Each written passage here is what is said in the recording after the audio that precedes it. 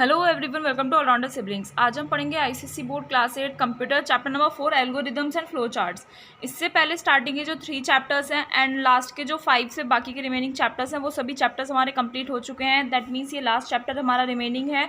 ये चैप्टर हम कंप्लीट कर लेंगे with exercises and question answers. उसके बाद हमारी वो कंप्लीट हो जाएगी। आई होप आप सभी को हमारा कंटेंट अच्छा लग रहा है, आपको समझ में आ रहा है। देन कुछ डाउट है then you can comment us. Okay, तो कंप्यूटर कंप्लीट होने के बाद हम अपनी फिजिक्स जो पॉज हो गई थी कुछ टाइम के लिए वो हम कंटिन्यू करेंगे एंड हिस्ट्री हम जल्दी स्टार्ट करने वाले हैं 8th क्लास की। तो प्लीज़ हमारे साथ जुड़े रहिए, सपोर्ट करते रहिए और वीडियो को लाइक कीजिए, शेयर कीजिए और चैनल को सब्सक्राइब करना ना भूलें अगर आप हमारे चैनल पर पहली बार आए हैं। एंड कमेंट करके ज़रूर बताइएगा वीडियो आपको कैसा लगा। चलिए आज का चैप्टर स्टार्ट करते हैं, एल्गोरिदम्स एंड फ्लो चार्ट्स। तो इस चैप्टर में हम क्या क्या पढ़ेंगे, एल्गोरिदम, फ्लो चार्ट क्या होता है, एग्जाम्पल्स की मदद से हम ये पढ़ेंगे एंड कंडीशनल स्टेटमेंट्स क्या होते हैं, उसका क्या कॉन्सेप्ट होता है, ये हम इस चैप्टर में पढ़ने वाले हैं। तो चलिए चैप्टर स्टार्ट करते हैं। Every day you do a variety of activities like buying stationery, packing your school bag, polishing your shoes, doing homework etcetera. हर दिन हम बहुत सारी एक्टिविटीज़ करते हैं, बहुत सारी करते हैं, है ना, पता है ना। सुबह उठते ही हमारी एक्टिविटीज़ स्टार्ट हो जाती हैं, जैसे स्टेशनरी खरीदना, स्कूल बैग्स पैक करना, शूज़ पॉलिश करना, होमवर्क करना, ये सभी हमारी एक्टिविटीज़ हैं। All of these activities involve a series of steps in a sequential order to achieve the desired result. ये जितनी भी एक्टिविटीज़ हैं इनमें एक सीरीज़ ऑफ स्टेप्स होते हैं, है ना।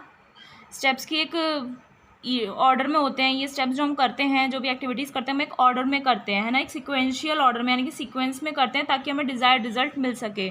Similarly a computer takes your input and processes it and produces the result by following a set of instructions. ऐसे ही कंप्यूटर भी क्या करता है, आपके इनपुट लेता है, आप जो भी कीबोर्ड और माउस की हेल्प से जो भी आप उसमें इनपुट करते हैं वो लेता है, उसे प्रोसेस करता है और जो भी हमें रिजल्ट चाहिए होता है उसे प्रोड्यूस करता है एक सेट ऑफ इंस्ट्रक्शंस को फॉलो करके। Set of instructions is called a program. जो सेट ऑफ इंस्ट्रक्शंस होता है उसे हम प्रोग्राम बोलते हैं। दी कलेक्शन ऑफ प्रोग्राम्स, और जो ये पूरे प्रोग्राम्स का कलेक्शन होता है ना, ग्रुप होता है, उसे हम बोलते हैं software. In order to develop a software, और सॉफ्टवेयर डेवलप करने के लिए programmers need to write codes. Programmers जो होते हैं, जो प्रोग्राम्स लिखते हैं, जो प्रोग्रामर्स होते हैं उन्हें कोड्स लिखने पड़ते हैं which is first logically plan. और वो जो कोड्स होते हैं उन्होंने सबसे पहले लॉजिकली प्लान किया जाता है, उनकी प्लानिंग की जाती है। इन दिस चैप्टर, इस चैप्टर में you will learn how to solve a problem logically with the help of algorithms and flow charts. इस चैप्टर में हम ये सीखेंगे कि हम एक किसी भी प्रॉब्लम को लॉजिकली एल्गोरिदम्स और फ्लो चार्ट्स की हेल्प से कैसे सॉल्व कर सकते हैं। तो सबसे पहले हम सीखते हैं कि एल्गोरिदम्स होते क्या हैं। So, algorithm is a set of sequential steps to solve any problem systematically.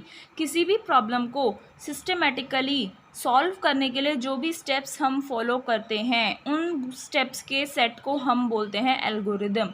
और सिक्वेंशियल लिखना बहुत ज़रूरी है क्योंकि आप कोई भी स्टेप्स, जो भी रिजल्ट आपको चाहिए उसके लिए जो भी आप स्टेप्स फॉलो करते हैं उनके लिए आपको एक सीक्वेंस फॉलो करना पड़ता है ना। तो उसी को हम बोलते हैं algorithm.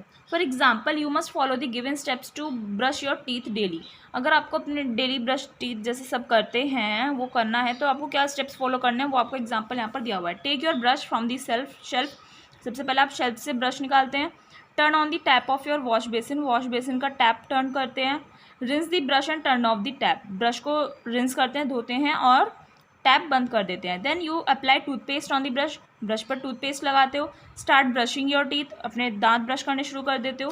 Clean the brush and rinse your mouth. Brush को साफ करके अपना माउथ रिंस करते हो, धोते हो। Take your tongue cleaner. अपना टंग क्लीनर लेते हो, उसके बाद आप अपने टंग क्लीन करते हो, फिर से अपना माउथ धोते हो and finally you get the shiny white teeth and a clean mouth. और उसके बाद आपको लास्ट में शाइनी वाइट टीथ और एक क्लीन माउथ मिल जाता है। तो ये स्टेप्स होते हैं, ये सीक्वेंस में ही तो करते हैं। आप पहले ऐसे थोड़ी कर सकते हो कि पहले आपने टंग क्लीनर से कर लिया, टंग क्लीन कर लिया, उसके बाद आप ये कर रहे हो, है ना। सबसे पहले शेल्फ ही तो ओपन करोगे ना आप ब्रश करने के लिए, ब्रश निकालोगे तभी तो होगा। तो ये एल्गोरिदम हो गया ये। Similarly, to solve any problem on a computer, किसी भी कंप्यूटर पर प्रॉब्लम, अगर आपको कोई भी प्रॉब्लम सॉल्व करनी है, you analyse and understand the nature of the problem first. तो आप सबसे पहले क्या करते हैं, वो जो प्रॉब्लम है उसे एनालाइज करते हैं और उसे अंडरस्टैंड करते हैं, उसे समझते हैं, उसे चेक करते हैं कि किस टाइप की प्रॉब्लम है। You plan the input and apply the appropriate methods. आप फिर उसके बाद क्या करते हो, एनालाइज कर लिया आपने, अंडरस्टैंड कर लिया, प्रॉब्लम समझ ली क्या है, उसके बाद आप इनपुट देते हो। ठीक है, इनपुट प्लानिंग करते हो पहले इनपुट की आप, ठीक है, आपको क्या इनपुट देना है, उसके बाद अप्रोप्रिएट मेथड्स की प्लानिंग करते हो। ठीक है, क्या इनपुट देना है और क्या मेथड्स आपको लगाने हैं वो देखते हो। Step by step to get the desired result, और उन मेथड्स को आप अप्लाई करके स्टेप बाय स्टेप अप्लाई करते हैं ताकि आपको डिजायर्ड रिजल्ट मिल जाए। This step by step procedure to solve any problem is called algorithm. तो ये जो प्रोसीजर होता है ना स्टेप बाय स्टेप जैसा आप फॉलो करते हैं किसी भी प्रॉब्लम को सॉल्व करने के लिए, उसे हम बोलते हैं algorithm. Algorithms help you to think logically and find out the best way to solve a problem and reach to a solution. Algorithms आपकी मदद करते हैं ताकि आप लॉजिकली सोचें, थोड़ा सा लॉजिकल वे में, एंड बेस्ट वे आप सर्च करें ताकि एक प्रॉब्लम को सॉल्व किया जा सके और एक सॉल्यूशन पर पहुंचा जा सके। Good algorithm helps you to write efficient and effective programs. अच्छी जो एल्गोरिदम होगी वो आपको हेल्प करेगी ताकि आप एफिशिएंट और इफेक्टिव प्रोग्राम्स लिख सकें। It is always written in simple language. जो एल्गोरिदम हम लिखते हैं वो सिंपल लैंग्वेज में लिखते हैं, प्रिसाइज मैनर में लिखते हैं, यानी कि शॉर्ट मेथड में लिखते हैं, शॉर्ट मैनर में लिखते हैं, so that anyone can easily understand the steps. इस तरीके से लिखते हैं कि कोई भी जो भी पढ़ रहा है उसे इजीली स्टेप समझ में आ जाए। एल्गोरिदम मीन्स, एल्गोरिदम क्या हो गया, एक प्रिसाइज रूल हो गया या फिर सेट ऑफ रूल्स हो गया which specifies how to solve some problems, की जो हमें स्पेसिफाई करता है, हमें ये बताता है कि कैसे इन प्रॉब्लम्स को आप सॉल्व कर सकते हैं। तो ये होता है आपका एल्गोरिदम्स। आई होप आपको एल्गोरिदम समझ में आ गया। वो हम आगे कंटिन्यू करते हैं। नेक्स्ट टॉपिक है characteristics of an algorithm. Algorithm की कैरेक्टरिस्टिक्स क्या होते हैं, फीचर्स क्या होते हैं। N algorithm should have the following characteristic. आप कोई भी एल्गोरिदम लिख रहे हो मान लो, तो उसमें ये कैरेक्टरिस्टिक्स होने चाहिए। फर्स्ट है algorithm should have step by step instructions. उसमें स्टेप बाय स्टेप इंस्ट्रक्शंस होने चाहिए which should be free from any programming code. उसमें कोई भी प्रोग्रामिंग कोड नहीं होना चाहिए, वो फ्री होना चाहिए, कोई भी प्रोग्रामिंग कोड उसमें नहीं होना चाहिए, और उसमें स्टेप बाय स्टेप इंस्ट्रक्शंस होने चाहिए। It should have well defined inputs. उनमें इनपुट्स जो है ना वो वेल डिफाइंड होने चाहिए, अच्छे से उसमें एकदम एग्जैक्टली बताया हुआ होना चाहिए कि उसमें क्या लिखना है, आपको अगला स्टेप क्या होगा। The desired result must be obtained after the algorithm has been terminated. आपको एल्गोरिदम को ना टर्मिनेट करना पड़ता है, स्टॉप करना पड़ता है ताकि आपको डिजायर्ड रिजल्ट मिल जाए। Algorithm must terminate after a finite number of steps. एक फिक्स नंबर ऑफ स्टेप्स के बाद एल्गोरिदम आपकी टर्मिनेट करनी ज़रूरी होती है। Algorithm should have step by step instructions which should be free from any programming code. ये वही स्टेप है, जो वो एक फीचर है जो यहाँ पर रिपीट हो गया है। Let us discuss some examples to learn how to write algorithms. Algorithm लिखने के लिए कुछ एग्जांपल्स हम डिस्कस करते हैं। तो मान लीजिए आपको एग्जांपल में बोल रहा है algorithm to set your school bag. School bag सभी अपने लगाते हैं, है ना, रात को ही लगा के रख लेते हैं, नहीं? तो ऐसे क्या स्टेप्स फॉलो करने हैं। तो सबसे पहले आप स्टार्ट, जो आप लिखोगे कंप्यूटर पे, जो आप लिखोगे स्टार्ट, स्टेप 1 में start. Step 2 open your bag. Step 3 take out your school diary. Step 4 see the time table. Step 5 go to your bookshelf. Step 6 take out the books and notebooks according to the next day's schedule. Step 7 keep them in the bag. Step 8 close the bag and step 9 stop. ये हमने terminate कर दिया है, समझ रहे हो? ये starting करी स्टेप फर्स्ट है, यहाँ पर ये हमने टर्मिनेट कर दिया। और देख रहे हो ना कितने प्रिसाइज मैनर में स्टेप बाय स्टेप इंस्ट्रक्शंस लिखे हुए हैं, और आपने जो इनपुट्स दिए हैं वो भी आपके वेल डिफाइंड है ना। और फाइनाइट नंबर ऑफ स्टेप्स के बाद वो आपके क्या हो गए हैं, टर्मिनेट हो गया है। दूसरा एग्जांपल देखते हैं, algorithm to calculate the sum and average of 3 numbers. 3 number का आपको सम भी करना है और एवरेज भी निकालना है। सम और एवरेज पता है ना, मान लीजिए आपको 5 और 2 दो नंबर दे दिए, इनको सम किया आपने और एवरेज भी निकालना है। दो से ही करोगे ना, 5 + 2 7/2 आ जाएगा, है ना। तो ऐसे यहाँ पर बोल रहा है स्टेप 1 में start. Step 2 input the first number डाला, यहाँ पर हमने ए ले लिया है। स्टेप 3 क्या हो गया, input the second number, input the third number. ठीक है, 3 नंबर बोला है ना, तो अलग अलग स्टेप होंगे ये। फर्स्ट नंबर पहले, फिर सेकंड, फिर third. Find the sum of 3 numbers. तीनों नंबर्स का आपको सम करा। फाइंड दी एवरेज, एवरेज निकालना है a + b + c divided by 3। 3 से क्यों डिवाइड किया, क्योंकि 3 डिजिट्स है। नेक्स्ट स्टेप 7 में print sum and average, and last step है स्टॉप। तो इस तरीके से आप कैलकुलेट कर सकते हैं। नेक्स्ट एग्जांपल है algorithm to compare 2 numbers and find the greater one. 2 numbers को कंपेयर करना है और बड़े वाले नंबर को फाइंड करना है। क्या करना है, कंपेयर करने हैं 2 नंबर्स को, कोई भी 2 नंबर दिए हुए हैं आपको, उन्हें कंपैरिजन करना है और बड़ा वाला नंबर आपको फाइंड आउट करना है। तो इसमें स्टेप 1 है start, then step 2 input 2 numbers and store them in A and B. 2 numbers आपको डालने हैं और उन्हें नाम दे देना है ए एंड बी। फिर नेक्स्ट स्टेप में आपको क्या करना है, check whether A equals to B और नॉट। आपको स्टेप 3 में ये चेक करना है कि ए जो है बी के इक्वल है या नहीं। इफ ट्रू, अगर है इक्वल, देन आपको स्टेप 4 पर जाना है, नहीं तो आपको डायरेक्टली स्टेप 5 पर जाना है। तो मान लीजिए ए जो है बी के इक्वल है, तो आपको क्या करना है, स्टेप 4 में print both numbers are equal. आपको क्या लिखना है, बोथ नंबर्स आर इक्वल। और स्टेप 8 पर जाना है। स्टेप 8 क्या हो गया, स्टॉप। ठीक है, आपको कंपैरिजन करके ग्रेटर वाला ही तो निकालना है। अगर इक्वल नहीं है तो आपको कौन सा स्टेप फॉलो करना है, स्टेप 5 करना है। स्टेप 5 में क्या होगा, compare A and B compare कीजिए if A is greater than B. अगर ए जो है बी से बड़ा है तो आपको स्टेप 6 करना है, नहीं तो स्टेप 7 करना है। मान लीजिए ए जो है ग्रेटर देन बी है, तो स्टेप 6 में आपको क्या लिखना होगा, print A is greater and go to step 8। Step 8 यानी स्टॉप हो गया। एंड मान लीजिए अगर ये ग्रेटर देन नहीं है, आप क्या लिखोगे, बी इज ग्रेटर, है ना, एंड गो टू स्टेप 8, यानी कि स्टेप 8 लिखना है आपको।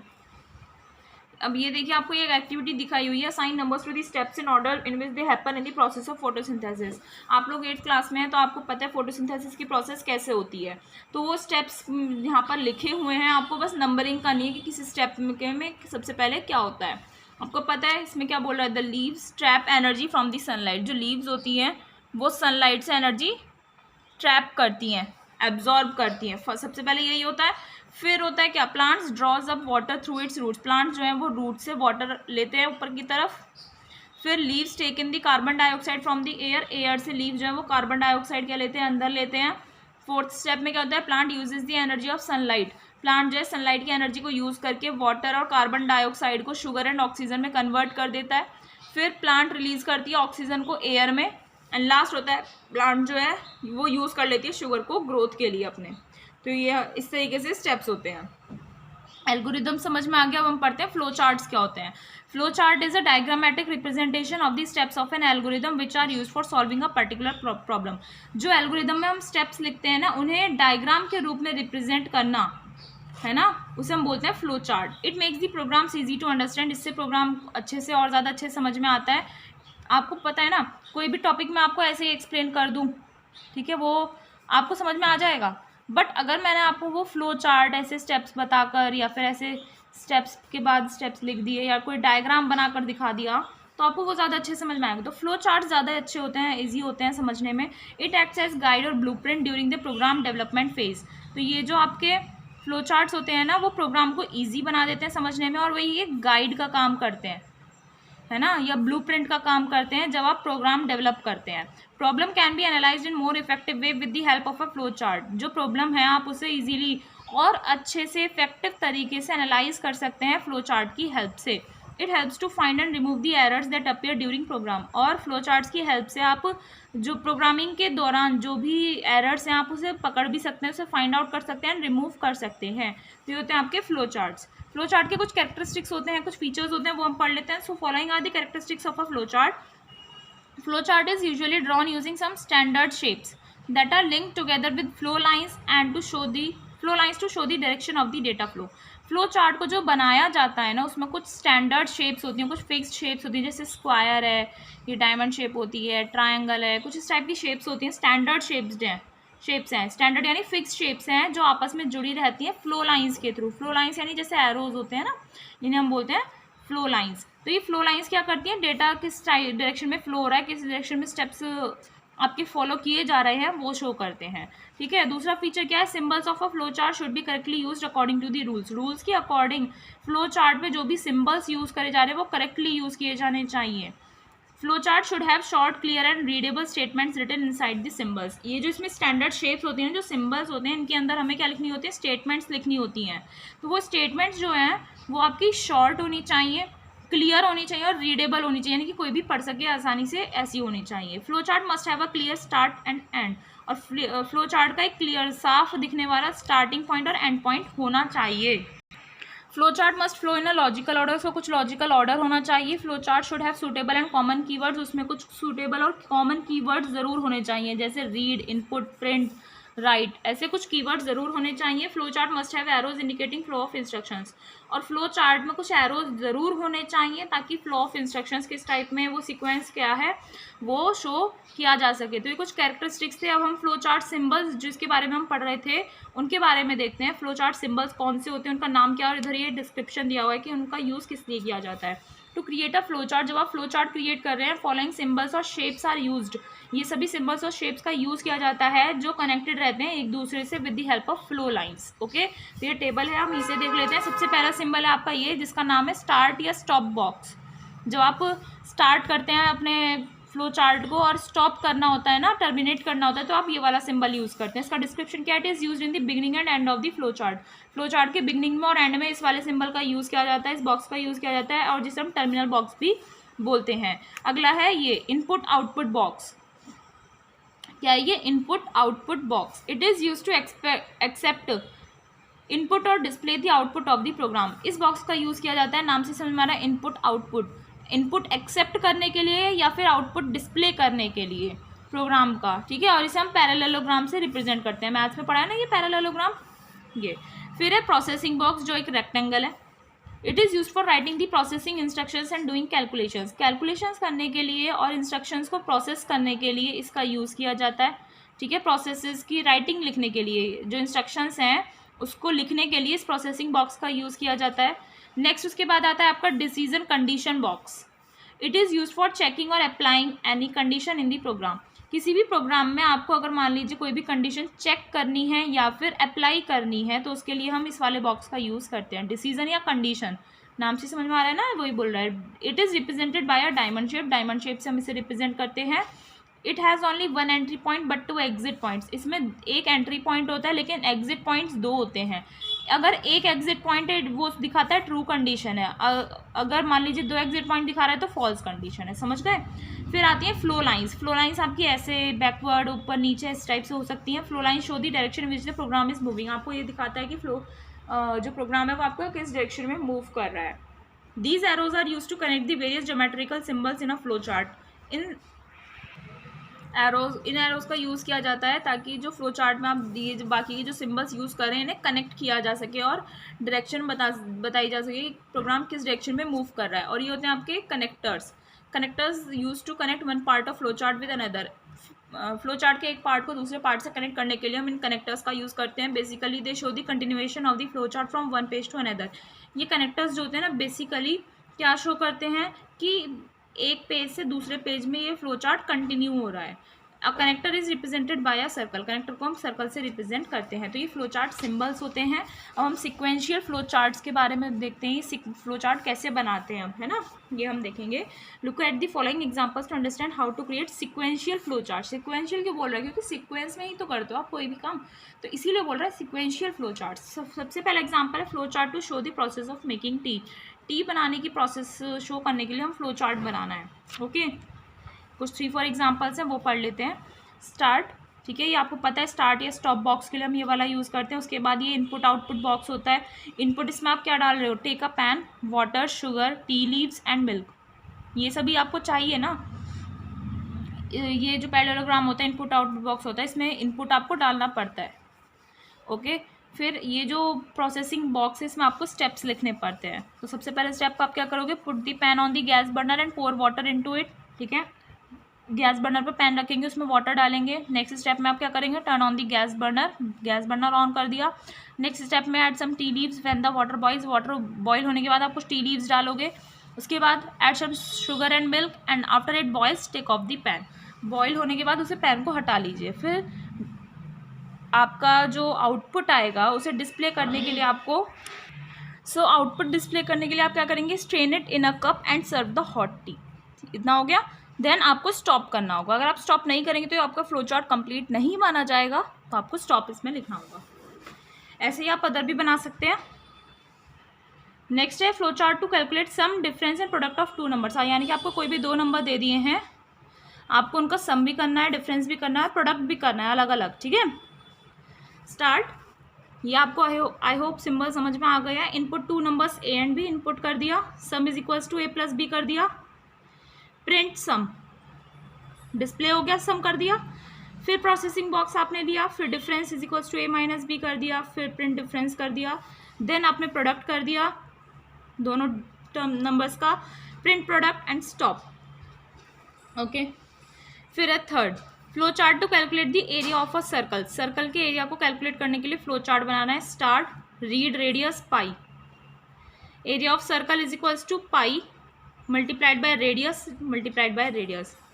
पता है ना आपको, पाई आर स्क्वायर ही तो होता है उसका फॉर्मूला। एरिया ऑफ सर्कल का तो वही लिख रहा है, pi into radius. Display area of circle, stop, display कर दिया and then stop. Next example क्या है? Flow chart to swap two numbers को स्वैप करने के लिए, चेंज करने के लिए। तो आपको क्या करना है? फ्लो चार्ट बनाना है। इसमें स्टार्ट करोगे, read two numbers A and B. दो नंबर्स आपको रीड करने हैं, A and B. Read the third number सी।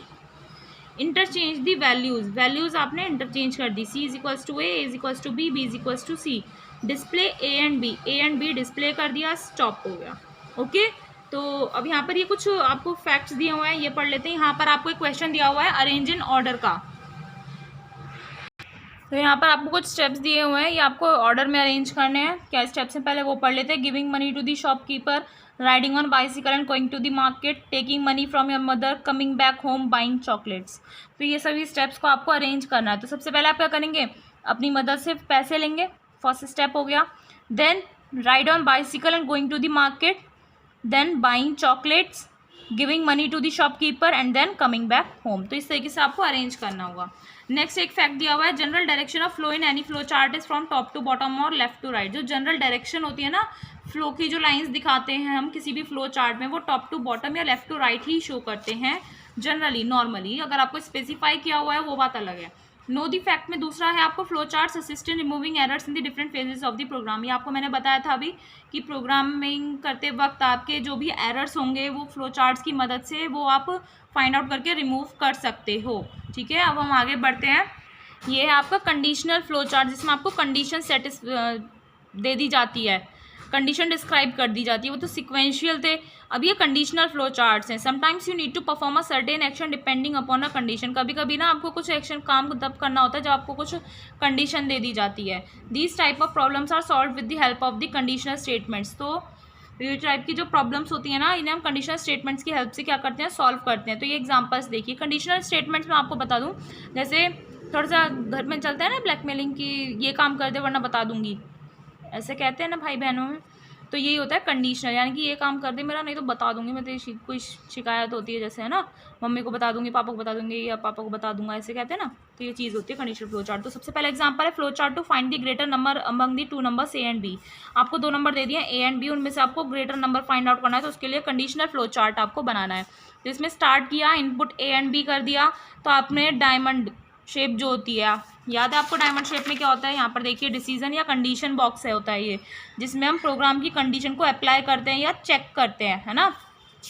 तो इसमें क्या हो गया, देखो is A is equals to B, इसमें कंडीशन डाल दी, क्या ए बी के बराबर है। इधर दो वो डाल दिए हमने एरोज फ्लो लाइंस की, येस है और नो, दो ये आंसर आएंगे, येस आएगा या नो है या नहीं। अगर येस आ रहा है तो बोथ नंबर्स आर इक्वल, दोनों नंबर्स आपके इक्वल हैं, आपको ये लिखना होगा यहाँ पर डिस्प्ले आउटपुट। ठीक है, और देन यू कैन स्टॉप, इधर का हो गया।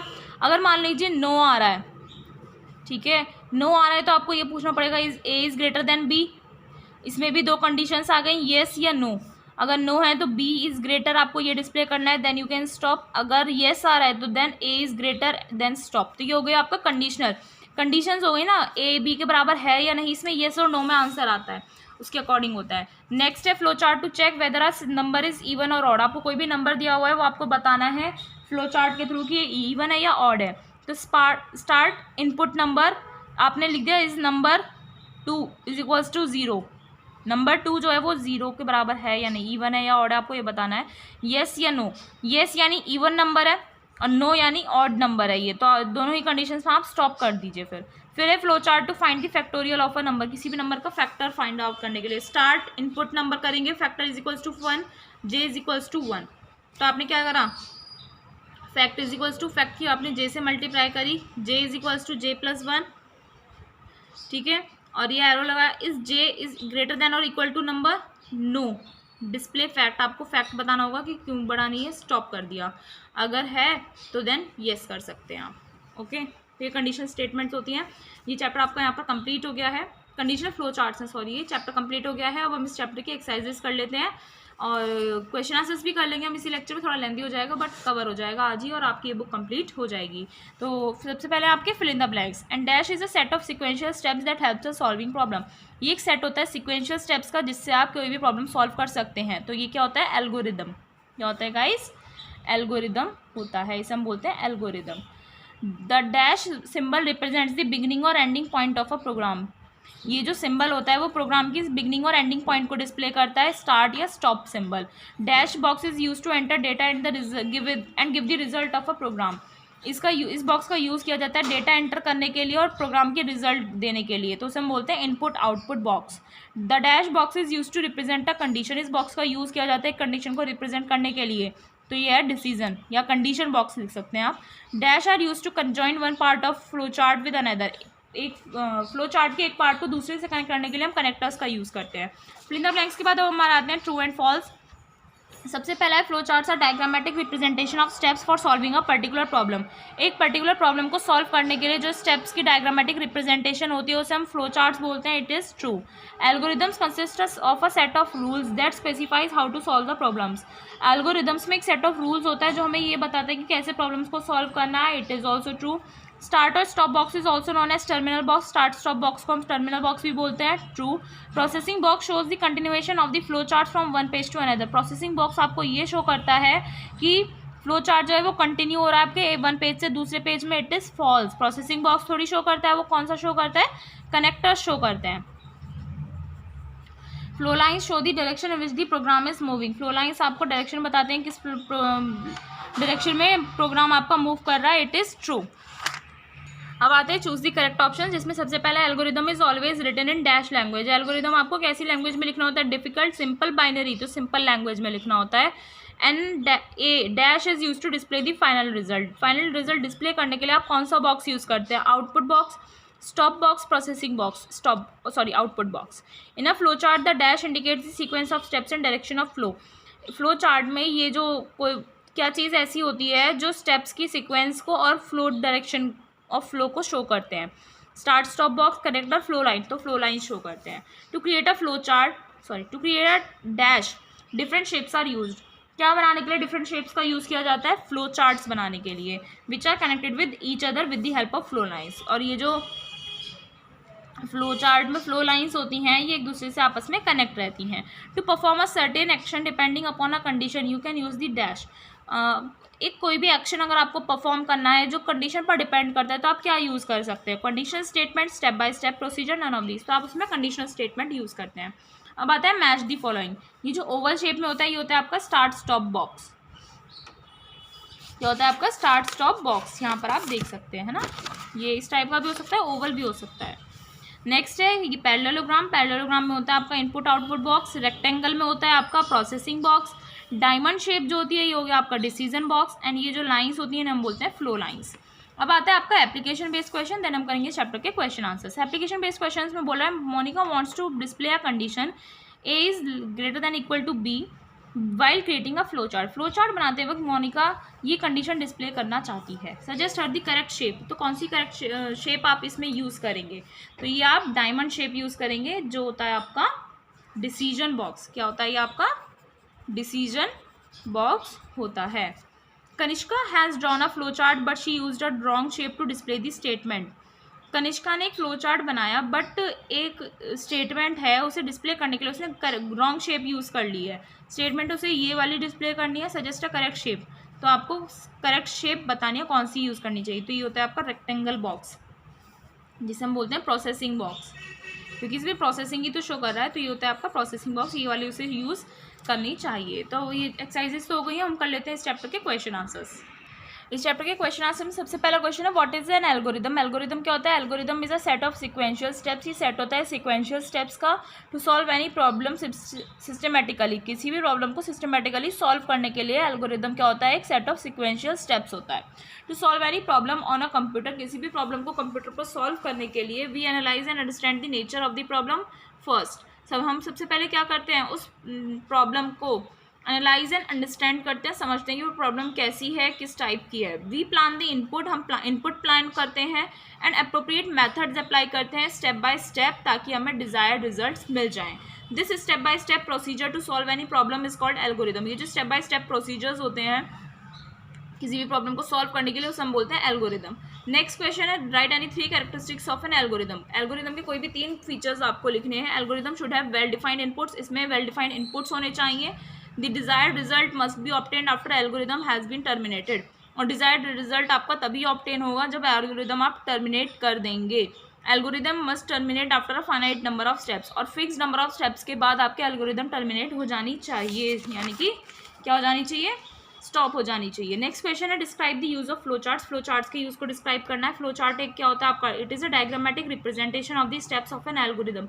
एल्गोरिदम में हम जो भी स्टेप्स फॉलो करते हैं उनके डायग्रामेटिक रिप्रेजेंटेशन को हम फ्लो चार्ट बोलते हैं। इसका यूज किया जाता है to solve a particular problem, किसी भी पर्टिकुलर प्रॉब्लम को सॉल्व करने के लिए हम इसका यूज करते हैं। It makes the programs easy to understand, इससे प्रोग्राम आप अच्छे से समझ सकते हैं।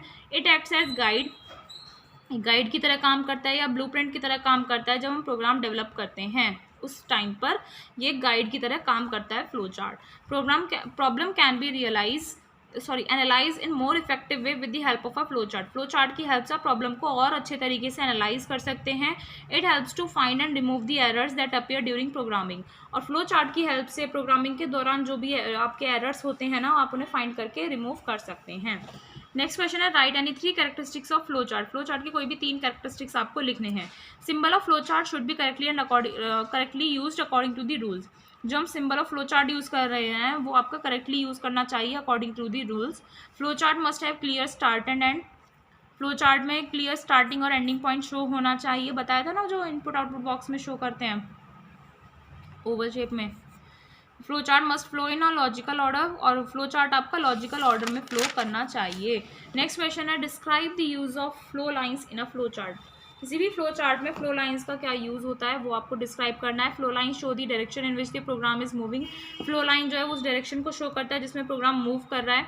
These arrows are use to connect the various geometrical symbols in a flow chart. और इन एरोज का यूज़ किया जाता है वेरियस जो फ्लो चार्ट में अलग अलग ज्योमेट्रिकल सिम्बल्स होते हैं उन्हें कनेक्ट करने के लिए।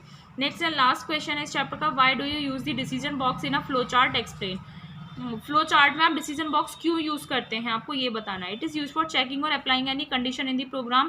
प्रोग्राम में कोई भी चेकिंग करने के लिए या अप्लाई करने के लिए, कंडीशन के लिए, किसी भी कंडीशन को चेक करने के लिए या किसी कंडीशन को अप्लाई करने के लिए हम किसका यूज़ करते हैं, डिसीजन बॉक्स का यूज़ करते हैं। It is represented by a diamond shape, हम डायमंड शेप से इसे रिप्रेजेंट करते हैं, है ना, पता है ना, अभी पढ़ा था हमने चैप्टर में। It has only 1 entry point, इसमें एक ही एंट्री पॉइंट होता है लेकिन 2 एग्जिट पॉइंट्स होते हैं।